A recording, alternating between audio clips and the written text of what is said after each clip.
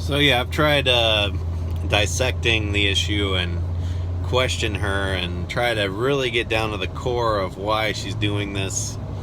And there's really no real explanation. Like, there's no logical reason that this is going on. So after you get to that point with someone, you just gotta let them. You gotta let them do what whatever it is they have to do. You know, I'm not here to shackle anyone up and make them my slave. So if she wants to leave, and she really thinks that's the best thing in her life for her, then I'm okay. I let her go, because I don't want to be not the reason she's happy. Like, I want me to be the reason why she's staying. So if I'm not that reason anymore, or she doesn't feel like that anymore, then you got to close the book, man. You know, I've tried telling her about life, everything that I possibly could about why we are great, and why we do things, why we should be together, and all the things we've experienced in the past, and doesn't seem to matter. She just wants to be alone, and she has to experience life alone. Like, that's her thing. She's never done that. So, like, that's what I don't know. I can't explain it, okay? I can't. All I can tell you is that it's happening. She's leaving, and now I'm gonna be by myself for a while, which is fine. I got a lot of things that I want to do. So, at the same time that it hurts and it's terrible, and I've cried many times about it, it's also great in many ways, because now I'm free to do what I want, and I don't have to. Every decision I make doesn't have to be based on what's best for us. What's best for us, what's gonna help us and our future out more than anything else. Now I can just be myself. I can be selfish in some ways. I can only make decisions based on what I want to do. So that's gonna be pretty intense for me. I like I said, it's been 12 years, 11 years since I've been with Katie. So yeah, it's a new beginning for me, for sure. So yeah, she's moving out today. She's got her apartment, and now I'm going to pick up some furniture, and then I'm moving back in until I sell the house. So that's my life right now. And so anyways, with all the experiences and all the things I've learned and all the people I've met, all the companies I've worked for, all the bosses that I've interacted with, I'll tell you right now, I've never been a big fan of supervisors, okay? There are some good supervisors out there. Like right now, I have a great supervisor, and I'm not just saying that because of this video and that he's currently my boss. This guy really cares, He understands me. Like, as long as I communicate with him, like, about what's going on, he's totally cool. He's great.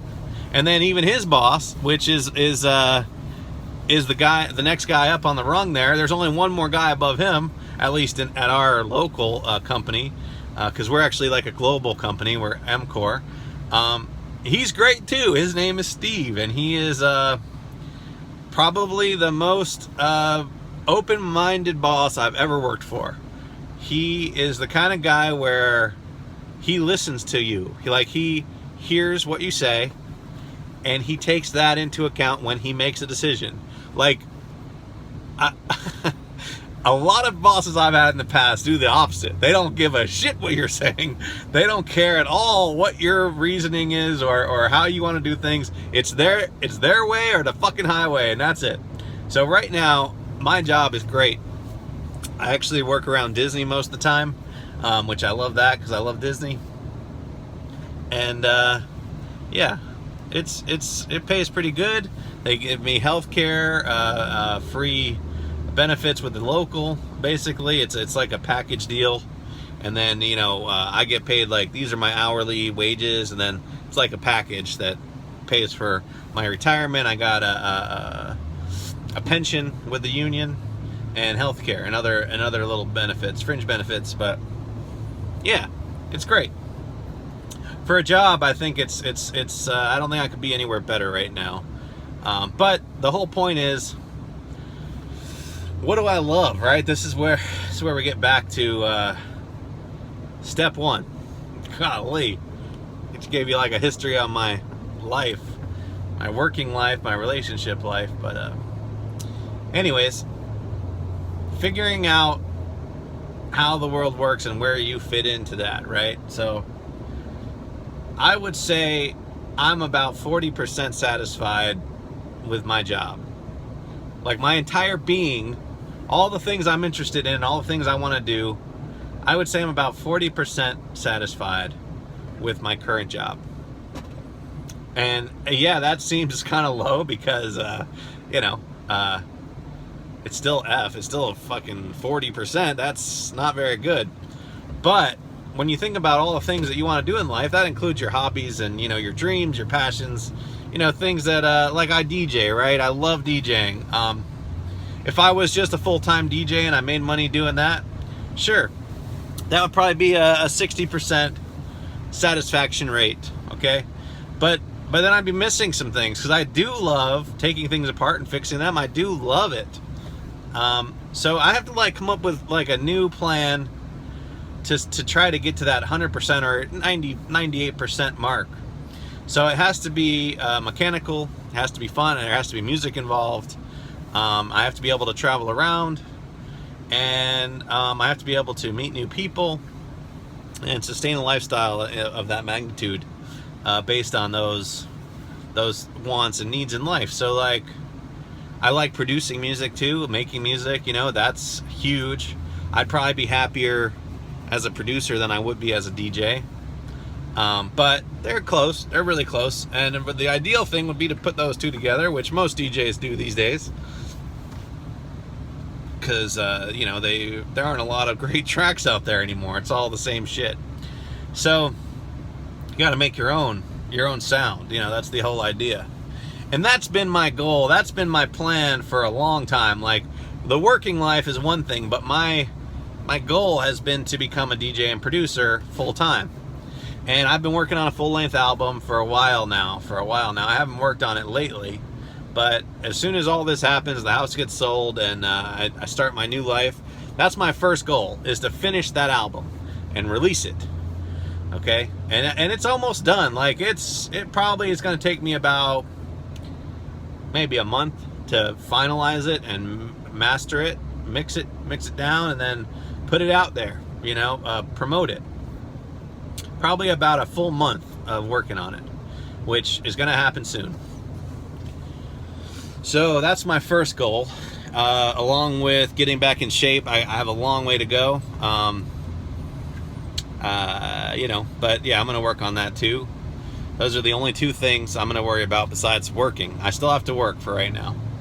But yeah, the whole point, what I'm trying to say is, by figuring out where you fit in, you want to make sure that what you do satisfies your mind, right? You don't want to just be drab and sit there and really just waste away mentally. I mean, that's like my worst nightmare. If I was working in an office where it was just non-interactive, right? I wouldn't say a telemarketer, because you interact with some really strange people, but let's say inputting numbers into a machine based on packages or something, I don't know, mind-numbing tasks. I want the opposite of that. I want to be fully engaged, okay? Because I think you should try to reach your full potential in life. That goes back to my first video. People don't, I'm not saying they're not reaching their full potential, but people that just agree to this path that's laid before them, they're reaching a comfortable level, and that's it. That's I guess that's what they think that life is, thanks to the way that the world works right now. So yeah, maybe I'm different. Maybe I'm not like most people, and I feel like I have more potential than most people do. Maybe I'm the odd man out. Who knows? But it doesn't matter. It's not going to stop me. Either way, I'm going to do what I want to do. And like I said before, I've reached this point, this pinnacle, this zenith of my life right now, where I think I got it figured out. I think I know how to do it. So anyways, I have to like create that life that stimulates all of my mind to really find out what I want to do in life. And I think I got it figured out. So that's your job. Your first job is to figure out how the world works and where you fit in. What do you want to do with your life? What makes you happy? What drives you to be alive, right? These are the main questions of step one. So that's what I'm doing. Got that pretty much figured out. And now I'm just cobbling together the different parts to make a image of what that reality is for me. What is that reality? What is a life where I'm still able to travel, I'm still able to make money, I'm still able to fix things, I'm still able to make music and DJ, and put smile on people's faces and help people understand that there's another way. Like, that's huge to me. Like, on my Facebook page, it's been there for years. It says freer of minds. Like, that's the description of me, along with some other things. But yeah, it says freer of minds. And so, how do I do all these things in a world like today, like where we live, like what we do? It's like, there's just so much problems with that. There's so many issues with trying to start something like that. Money, right? Money is a huge problem. I mean, if you had an unlimited amount of money, you could do anything you wanted. But getting money is probably after step one will be step two. And I don't mean you need a lot of money. I just mean you need to actually plan to make this a reality. And in order to do that, you're going to need money to do it, or support. One or the other. It's kind of like, how many people help build the space shuttle, right? Or work on it. And then how many people actually go to space? So that's kind of the whole thing, is that to launch this kind of experiment, you do need resources. You do need resources. At least to launch the experiment I'm going to be launching. Like, let's go back to Snapchat stories, right? So there's a guy named Crazy Mike. His Snapchat is Crazy Mike TV, all one word. And he hasn't been on Snap lately. But this guy, he bought a van, right? And he just travels the country. He used to with his dog, Shazam. And he would just ask people to help him with gas money, right? Like, and people would bring him in, they let him stay with him in the house or whatever. And his whole thing was that he would love sprinkle people. He would jump off bridges sometimes, which was kind of funny, but he literally would just use this love sprinkling technique to get people to come and visit him, right? So he would sprinkle glitter on you, and he would go, yay, yay, and people would love it. I mean, he was just his charisma level, his happiness level was so high that it was contagious. It was contagious. So resources, right? So he's out there. He doesn't work any kind of full-time or part-time job. He literally relies on people wanting to see his story to donate to his cause, giving him money for gas, right, or food. So people donate $10 or $5 or $20 or whatever, and he was able to perpetuate that life for a long time, doing that. And so there's certain levels of resources that you need to do certain things. And my vision, though, is a little different than love sprinkling, okay? Sure, I'll love sprinkle you. You want me to love sprinkle you? I'll do it. I love it. I love what Crazy Mike did. He was just spreading happiness. Like, that was his goal. I actually met him. I gave him a ride from Orlando to Tampa. we talked about a bunch of stuff. I told him about my plans, and he told me, he said, Kyle, he's like, I talk to a lot of people, man. And I said, yeah, I know you do. I see it on Snap. And he's like, I think you're close. I think you're really close, man, to really setting yourself free. And to hear Crazy Mike say that, like, people that know Crazy Mike or have watched him in the past, you might not think that's a big deal. But this guy was able to actually do it for a long time. And he told me that I could do it too, by what I was telling him. Basically that he can see that the potential is there. He asked me what I was waiting for. And I told him about my wife. I told him about my house. Told him about all my bills and how I'm trying to minimize my bills so that I can start building my resources, right?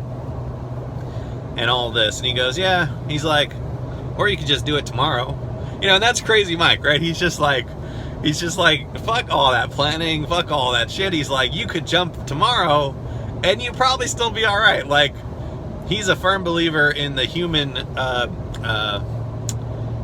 kindness. Like, he knows people are out there. People will help you. People, if they know who you are, they feel like they know you, and they understand where you're at in life, what you're doing, what your goals are. Then it's like, there's so many great people out there, so many good people in the world, man, that I'm not asking you for money. I'm saying, like, just coming to hang out with you, just visiting with you, or inviting you over to their house, like, just so that you can get to know them and stuff. And so he basically was like, yeah, you're never going to be able to plan everything out. Nothing.